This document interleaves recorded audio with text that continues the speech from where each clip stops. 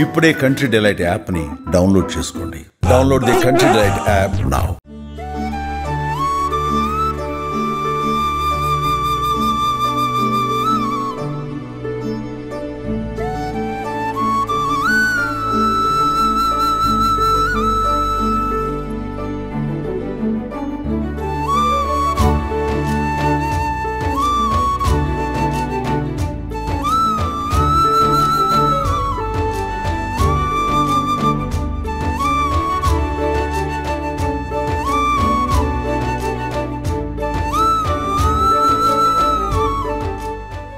ప్రస్తుతం మనం ఉన్నాం బోయకొండ గంగమ్మ తల్లి ఆలయం సమీపంలో. ఈ ఆలయానికి ఒక మహత్తు ఉంది. ఈ ఆలయం వచ్చేసి ఫస్ట్ ఎక్కడుందో చెప్తాను. చిత్తూరు జిల్లాలోకే వస్తుంది. చిత్తూరు నుంచి ఒక 60-70 కిలోమీటర్ల డిస్టెన్స్ లో ఉంటుంది. 1.5 అవర్ లో ఇక్కడికి రావచ్చు. అయితే ఈ ఆలయానికి చాలా ప్రశస్తి ఉంది. ఏంటి అంటే ఈ ఆలయంలో ఏ కోరిక కోరుకున్నా కూడా వెంటనే తీరిపోతుందని 3 పువ్వులు పెడతారు అమ్మవారి తలపైన. ఆ 3 పువ్వులు పెట్టి ఒక కోరిక కోరుకోవాలి. ఆ కోరిక కోరుకున్నప్పుడు అది తీరుతది అనుకుంటేనేమో పువ్వు కుడివైపు పడుతుందంట. తీరుతది కానీ కొంచెం లేట్ గా అంటే మిడిల్ లో పడుతుంది. లెఫ్ట్ సైడ్ కనుక అంటే అమ్మవారికి ఎడమ భుజం వైపు ఎడమ చేతి వైపు పడితే మటుకు ఆ కోరిక ఎప్పటికి తీరదు. అది మీరు కోరుకున్న కోరిక కూడా సరైన కోరిక కాదు అని చెప్పేసి ఒక నమ్మకం ఉంది. ఆ నమ్మకంతో భక్తులంతా ఇక్కడికి వచ్చి దర్శనం చేసుకుని అమ్మవారితోటి ఆశీర్వాదాలు తీసుకుని పోతూ ఉంటారు. ఎక్కువగా కర్ణాటకకి సంబంధించినటువంటి భక్తులు వస్తూ ఉంటారు. ఆంధ్రాతో పాటు కర్ణాటక భక్తులు కూడా 70% వాళ్లే ఉంటారు. తర్వాత నిత్యం బలులు ఇస్తా ఉంటారు అమ్మవారికి. అది చాలా ఇష్టమైనటువంటిది, అందుకనే బలులు ఇస్తారని తెలుస్తుంది. ఇంకొకటి నా వెనకాల కనిపిస్తుంది, మీరు చూడండి. ఒక బండరాయి 2 ముక్కలు అయిపోయి అక్కడ అమ్మవారి ప్రతిరూపాన్ని కూడా పెట్టుంచారు. ఆ బండరాయి స్పెషల్ ఏంటంటే అప్పట్లో గోల్కొండ నవాబులు ప్రజలని అలాగే అక్కడ ఉన్నటువంటి మనుషులందరినీ ఇబ్బంది పెడుతున్నటువంటి రోజుల్లో అక్కడ ఉన్న వాళ్ళందరూ ఆ సైన్యానికి కనపడకూడదు, నవాబుల నుంచి తప్పించుకోవాలని చెప్పేసి ఎక్కడ కనపడినటువంటి లోపల అడవిలో ఉన్నటువంటి ఈ ప్రాంతానికి వచ్చి ఇక్కడ ఉంటూ కాలం గడుపుతున్నటువంటి పరిస్థితుల్లో ఒక పెద్ద ఆవిడ కూడా వీళ్ళ దగ్గరకు వచ్చి, ఒక ముసలావిడ, వాళ్ళతో పాటు ఆమె కూడా ఉన్నారు.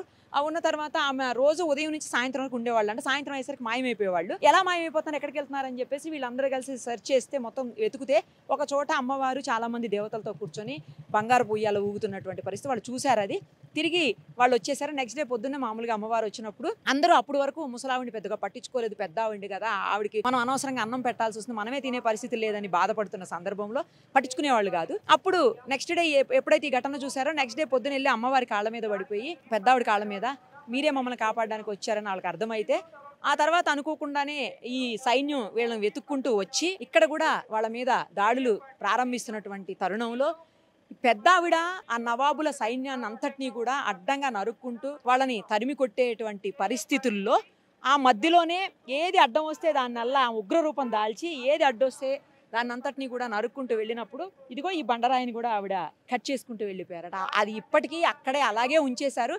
ఇంకా చాలా విశేషాలు ఉన్నాయి గంగమ్మ తల్లికి సంబంధించి.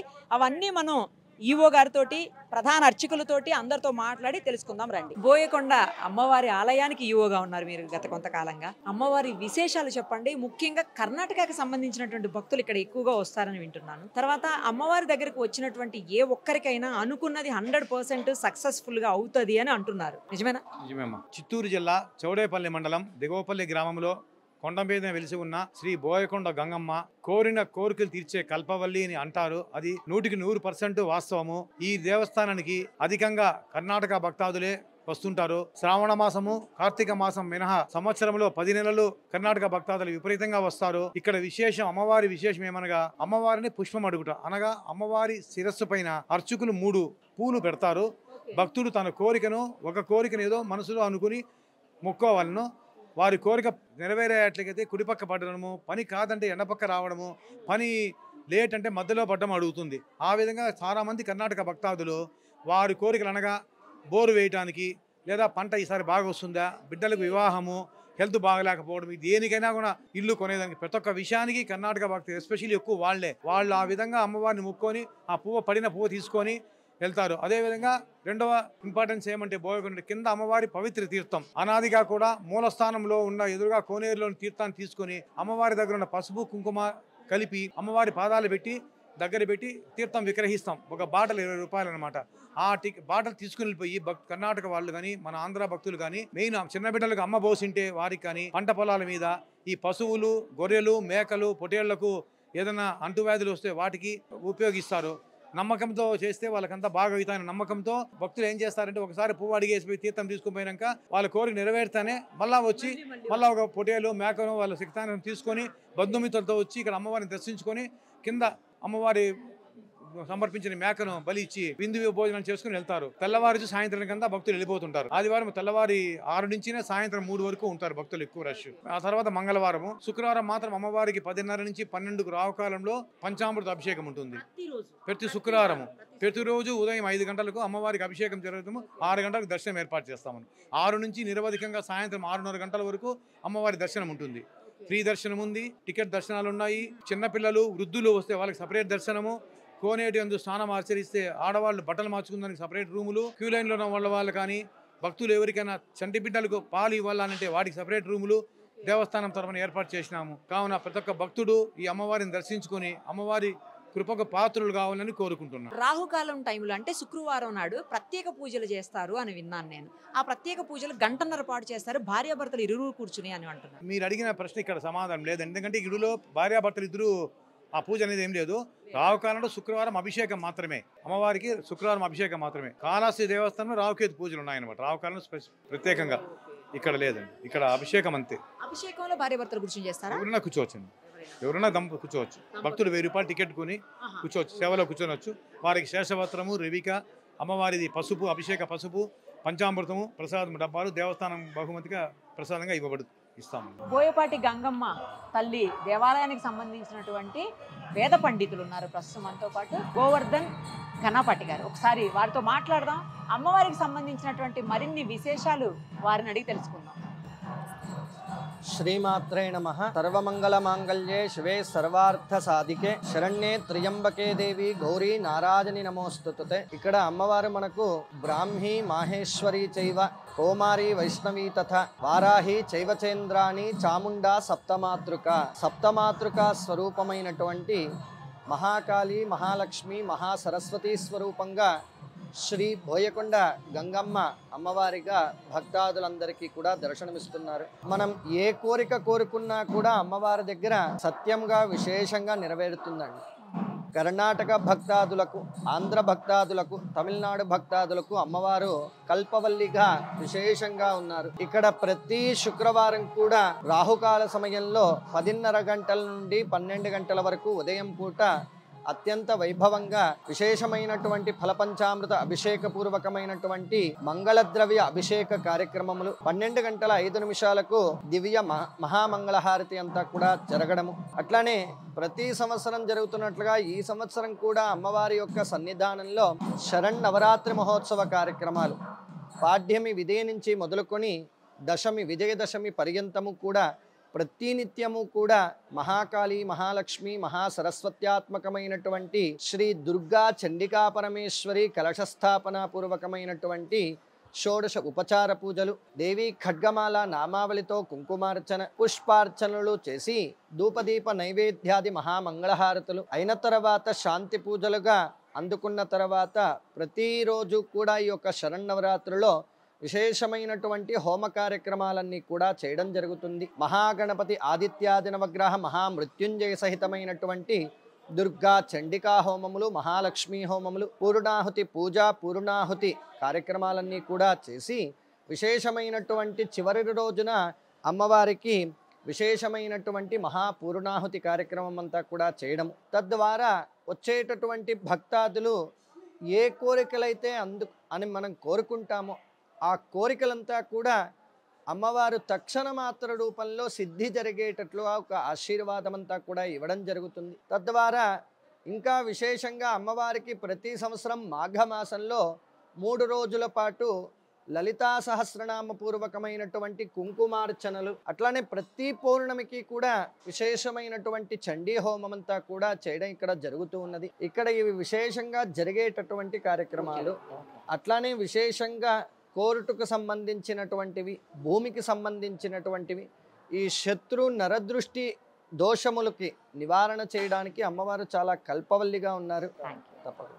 బోయకొండ గంగమ్మ తల్లి ఆలయ అర్చకులైనటువంటి రాజన్న గారు ప్రస్తుతం మనతో పాటు ఉన్నారు. ఒకసారి వారితో మాట్లాడి మరిన్ని విశేషాలు అమ్మగారి గురించి తెలుసుకుందాం. అమ్మ ఇక్కడ ఆవిర్భవించారు, స్వయంభూ అని చెప్తున్నారండి. ఒక పెద్దావిడ రూపంలో ఇక్కడికి వచ్చారు అంటున్నారు. అసలు ఏంటి మొత్తం చరిత్ర చెప్పండి. శ్రీ మాత్రే నమః. అమ్మవారు ఇక్కడ సుమారుగా ఒక 600 సంవత్సరాల క్రితమే వెలసింది అని చెప్పడం జరుగుతుంది. ముఖ్యంగా గోల్కొండ నవాబుల పరిపాలనా సమయంలో అమ్మవారు ఇక్కడ వెలసింది అని చెప్తారు. ఆ గోల్కొండ నవాబు యొక్క సైన్యం ఈ పరిసర గ్రామాలలో నివాసం ఉండే గ్రామాలపైన దాడులు చేసి దొరికినటువంటి ధనాన్ని ధాన్యాన్ని కొల్లగొట్టుకుపోయేవాళ్ళంట. అదేవిధంగా స్త్రీలను కూడా హింసించేవాళ్ళంట. అటువంటి ముస్కరుల బారి నుండి ధన మాన ప్రాణాలను కాపాడుకోవాలనే ఉద్దేశంతో ఏదైనా ఒక అటవీ ప్రాంతమో కొండ ప్రాంతమో సురక్షితమైనటువంటి ప్రాంతం ఉంటే వెళ్ళి అక్కడ తలదాచుకోవాలనే ఉద్దేశంతో కొన్ని కొండ ప్రాంతాలను అటవీ ప్రాంతాలను ఆ రోజు వాళ్ళు వెతకడం ప్రారంభించారు. అందులో భాగంగానే వారికి కొండ ప్రాంతం అనువైంది అనిపించింది. ఎందుకనగా ఈ కొండ ప్రాంతంలో సమృద్ధిగా నీరుంది, తాగడానికి కింద ఒక కొలను ఉంది, ఇక్కడ ఒక కొలను ఉంది, పైభాగంలో కూడా ఒక కొలను ఉంది. తాగడానికి సమృద్ధిగా నీరుంది. ఉండడానికి పైభాగంలో గుహలున్నాయి. ఒక్కొక్క గుహలో 10 మంది నుండి కూడా 100 మంది వరకు తలదాచుకునే విధంగా గుహలున్నాయి. వారి పశువులకు గ్రాసం సమృద్ధిగా ఉండేది. అలాగే వేట జీవనాధారం చేసుకుని ఇక్కడ అటవీ జంతువులు కూడా వాళ్ళకి సమృద్ధిగా దొరికేవన్నమాట. వేట జీవనాధారం చేసుకుని దొరికినటువంటి అటవీ జంతువులను సంహరించి వండుకొని తినడం చేశారు. ఇన్ని విధాలుగా అనువైంది కాబట్టి ఈ కొండ ప్రాంతాన్ని ఎంచుకునేసి అనువైందనేసి ఈ కొండ ప్రాంతం నివాసం ఉండసాగినారు. ఇలా కొద్ది రోజులు గడిచిన తర్వాత క్షామ పరిస్థితులు అంటే కరువు పరిస్థితి రావడం జరిగింది. వారి పశువులకు గ్రాసం పూర్తిగా ఎండిపోయింది. వేట కూడా కష్టసాధ్యం అయిపోయింది. అటవీ జంతువులు కనుమరుగైపోయినాయి. ఇటువంటి సమయంలో కొద్దో గొప్ప దాచుకున్నటువంటి ధాన్యాన్ని తీసుకొచ్చే ప్రయత్నం చేశారు. గ్రామాలకు వెళ్ళి గ్రామాలు పూర్తిగా వదిలేసి క్లోజ్ చేసి వచ్చేయడం జరిగింది కదా. అక్కడ దాచుకున్నటువంటి ధాన్యాన్ని తీసుకొచ్చే ప్రయత్నం చేశారు. ఇందులో నవాబు యొక్క సైన్యం గ్రామాలపైన అటాక్ చేయడం జరిగింది. అక్కడ జనసంచారం లేదు. మన భార్య నుండి ఎలా తప్పించుకుంటారు, ఎక్కడ పోయినా వదలకూడదనే కసిగా కోపోద్రేకంతో వాళ్ళు ఉన్నారనమాట. ఈ కొండ ప్రాంతంలో ఉన్నారనే విషయాన్ని కూడా వాళ్ళు పసిగట్టారనమాట. ఇటువంటి సమయంలో ఆపదలో దైవాన్ని ప్రార్థించడం మానవాయితీ కదా. అదేవిధంగా ఆ రోజు ఆ ప్రజల మాట అమ్మ అనే వాక్యం రావడం జరిగింది అని చెప్పడం జరిగింది. అమ్మ, వీరి చేతిలో మేము చిక్కి సావాల్సిందేనా, వీరి నుండి మమ్మల్ని రక్షించే దిక్కే లేరా అనేసి ఎప్పుడైతే అమ్మవారిని దీనంగా ప్రాధేయపడ్డారో, వేడుకున్నారో, అమ్మవారు ఒక ముసలి అవ్వ రూపంలో ఒక ఊదకర్ర చేతి పట్టుకునేసి నేనున్నాను, నేను కాపాడుతాను ఈ జనసమూహంలోకి రావడం జరిగింది. ఇంతమంది యువకులు మగవాళ్ళు ఉండి మేము ఏం చేయలేకపోయినాము. ఈ ముసలివాడ నేనున్నాను, నేను కాపాడుతానంటే మేము నీకు ఎలా కనిపిస్తాను, నీ కంటికి మేమేమన్నా పిచ్చోళ్ళకి కనిపిస్తున్నాం అనేసి ఆ ముసలివాడిని అవహేళన చేశారు, గేలి చేశారు. సరేనా, ఈ అడవి ప్రాంతంలోకి వచ్చాను, నేను ఎక్కడ పోగలను, నేను మీతోనే ఉంటాను, నాకు అంత భూ పెట్టండి అనింది. అసలే కరువు పరిస్థితి, తిండి దొరకని పరిస్థితుల్లో మేమున్నాం, నీకు ఎక్కడ తెచ్చిపెట్టేది అనేసి కసురుకున్నారు. ఒకరిద్దరు అవ్వ మేము ఏదైతే తీసుకుంటామో నీకు ఒక పూట ఇస్తాం, నీకు సంబంధం అయితే ఉండవు అనేసి అన్నారు. అలాగే నేను అనేసి అనింది. సాయంత్రం వాళ్ళు ఏదైతే ఇస్తారో పూట భోజనం చేస్తుంది. సాయంత్రం చీకటి పడే సమయానికి ఆ ముసలివాడు అదృశ్యమయ్యేది. కొద్ది రోజుల తర్వాత వీళ్ళు ఒక జిజ్ఞాస, ఆతృత, భయాందోళన ఏదో ఒకటి కావచ్చు. ఈమె ఎవరు, ఉదయం నుండి సాయంత్రం వరకు మనతో ఉంటుంది. సాయంత్రం చీకటి పడే సమయానికి కనుమరుగైతుంది. ఎవరు ఏమనేసి చీకటి పడే సమయానికి 4 దిక్కులుగా విడిపోయి పై భాగంలో వెతకడం ప్రారంభించారు యువకులంతా. అక్కడ నిలువెత్తు ఉయ్యాల బండలు అనేసి ఉన్నాయన్నమాట. ఆ బండల పైన కొద్దిపాటి వెలుగునేది కనిపించింది. తీరా అక్కడ వెళ్ళి చూస్తే వీళ్ళు అమ్మవారు సప్తమాద్రిక రూపంలో 7 మంది అక్కచెల్లెలు, బ్రాహ్మి, వారాణి, ఇంద్రాణి, చాముండి, కోమలి 7 మంది అక్కచెల్లెలు కూడా బంగారు ఉయ్యాలొగుతూ ముచ్చటించుకోవడం వీరు కంటపడింది. ఆ వెలుగును చూడలేక మూర్ఛలిపోవడం జరిగిందనమాట. మరుసటి రోజు యథాప్రకారం ఈ జనసమూహంలోకి ముసలివాడ రాగానే ఈ ప్రజలంతా పోయి అమ్మ పాదాలపైన పడి క్షమించమని ప్రాధాయపడడం, వేడుకోవడం జరిగింది. నిన్నటి వరకు ముసలిదాన రావే పోవే అంటా ఉంటారు, ఈ రోజు ఏమైనా ఉన్నట్టు నా కాళ్ళపైన పడుతున్నారనేసి ఆ ముసలివాడు అడిగితే, అమ్మ మీరు ఎవరనే విషయం మాకు రాత్రి అవగాహన అయింది, మీరు ఎవరో కాదు, మమ్మల్ని నిజంగా కాపాడడానికి వచ్చింటే అమ్మవారు అనేసి ఎప్పుడైతే ఈ ప్రజలంతా ముక్తంగా అమ్మని వేడుకున్నారో అప్పుడు అమ్మవారు తన నిజ స్వరూపాన్ని వాళ్ళకి దర్శనం ఇచ్చిందంట. అప్పుడు వీళ్ళకి కొండంత ధైర్యం అనేది రావడం జరిగింది. అమ్మ సాక్షాత్తు ఎవరో కాదు, అమ్మే ముసలివాడి రూపంలో మమ్మల్ని పరీక్షించాలనే ఉద్దేశంతోనే ఈ రూపంలో వచ్చింది అనేసి వీళ్ళకి ధైర్యం రావడం జరిగింది. తర్వాత నవాబుతో కలిసి ఆ సైన్యం అంతా కూడా ఈ కొండ ప్రాంతానికి దండెత్తి రావడం జరిగింది. కింద రణభేరి అనే ప్రాంతం, అంటే యుద్ధ వాతావరణం నెలకొంది కాబట్టి ఆ ప్రాంతంలో యుద్ధం జరిగింది కాబట్టి అక్కడ రణభేరి అనేసి ఆ ప్రాంతాన్ని పిలవడం జరుగుతుంది. అక్కడ అవును, అందుకే అక్కడ ఆలయం కూడా రణభేరి గంగమ్మ ఆలయం అనేసి కట్టుకోవడం జరిగింది. అక్కడ ఒక అమ్మవారిని నిలుపుకోవడం జరిగింది. అక్కడ యుద్ధ వాతావరణం నెలకొంది. అమ్మవారి హిందూ ప్రజల తరపున స్వయంగా ఖడ్గం చేతబూని ఆ నవాబు యొక్క సైన్యాన్ని అంతా కూడా తుదముట్టించింది అనమాట. కొద్దిపాటి సైన్యం అమ్మ రూపాన్ని చూసి పలాయనం అంటే పారిపోవడం జరిగింది. కొంతమంది ఎదురుడి నిలబడిన వాళ్ళంతా అమ్మ ఖడ్గానికి బలైపోవడం జరిగింది. తర్వాత అమ్మవారు ఇలా పూర్వపు దిశగా వస్తూ కనిపించిన చెట్లను, గుండ్లను కూడా నరకుతా వస్తూ ఉంది. అమ్మ కోపోద్రేకంతో ఉంది, ఊగిసలాడిపోతుంది. అమ్మని ఎట్లా శాంతం చేయాలో వీళ్ళకి అర్థం కాలేదు. యాదృచ్ఛికంగా ఉన్నట్టుండి అమ్మకి బలిస్తే శాంతిస్తుంది అనే ఉద్దేశంతో వారి పశ్చంపదను ఒక మేకపోతను తీసుకొని వచ్చి అమ్మవారి ముందు నిల్చోబెట్టి ఎప్పుడైతే త్యాగం చేశారో ఆ రుద్రధారలు అనేది ఎప్పుడైతే అమ్మ పైన స్పృశించబడ్డాయో అప్పుడు అమ్మ శాంతించిందంట. మీకేం కావాలో కోరుకోండి అని అడిగితే, అమ్మ మాకు అతీతమైన కోరికలు ఏమీ వద్దు, మమ్మల్ని మా భార్య బిడ్డను మా పశు సంపదను యథాప్రకారం మా గ్రామాలకి చేర్చి ఇటువంటి ముస్కరుల బారి నుండి మమ్మల్ని రక్షిస్తే మాకు అంతే చాలు అనేసి ఈ ప్రజలంతా ముక్తకంఠంతో అమ్మవారిని వేడుకోవడం జరిగింది. అలాగే మాకు అండగా ఇక్కడే వెలయాలి ఉండాలి అని కూడా ఆ ప్రజలు అమ్మవారిని వేడుకున్నారంట. నాకు ఇక్కడ నిత్య కైంకర్యాలు జరిగేంతకాలం ఈ కొండపైన వెలుస్తాను ఉంటాను అనేసి ఆ రోజు ఆ ప్రజలకి అమ్మవారు వాగ్దానం చేసి ఇక్కడ సప్తమాద్రిక రూపంలోనే ఉద్భవించడం జరిగింది. తర్వాత అమ్మవారు యుద్ధం చేసినటువంటి ఆ ఖడ్గాని కావచ్చు, అమ్మవారి పాదపద్మాలంతా కూడా కొలంలో శుభ్రం చేయించిందంట. కాబట్టి ఆ నీటికి పవిత్రత అనేది ఏర్పడడం జరిగింది. ఆ నీటిని ముఖ్యంగా రైతులు పంట పొలాల పైన పిచికారీ చేస్తూ ఉంటారు, ఎందుకంటే చల్లుతూ ఉంటారు అనమాట. ఎందుకంటే ముఖ్యంగా రైతులు అనేక రకాలైన పంట పొలాలు పండిస్తూ ఉంటారు, వాటికి అనేక రకాలైన చీడపీడలంతా ఆశిస్తూ ఉంటాయి. వాటికి క్రిమిసంహారక మందులు ఎన్ని తెచ్చి పిచికారీ చేసినట్టు తొలగిపోయినటువంటి చీడపీడలు అమ్మవారి తీర్థం తీసుకుపోయి పంట పొలాల పైన చల్లితే అవి తొలగిపోయి వాళ్ళకి మంచిగా పంట దిగుబడి వస్తుంది అనే నమ్మకం, అది నిజం కూడా. అనారోగ్యంగా ఉన్న వాళ్ళు కూడా సేవిస్తే ఆరోగ్యవంతులు అవుతారనేది భక్తుల విశ్వాసం. స్వస్తి, ఇది అమ్మవారి మహిమ. చాలా బాగా చెప్పారు. అసలు తెలియని చరిత్ర యాక్చువల్గా అందరికి తెలియదు. చాలా బాగా చెప్పారండి. థ్యాంక్ యూ సో మచ్, ధన్యవాదాలు. సుమన్ టీవీలో మీ పర్సనల్ అండ్ బిజినెస్ ప్రమోషన్స్ కోసం కింది నెంబర్కి కాంటాక్ట్ చేయండి.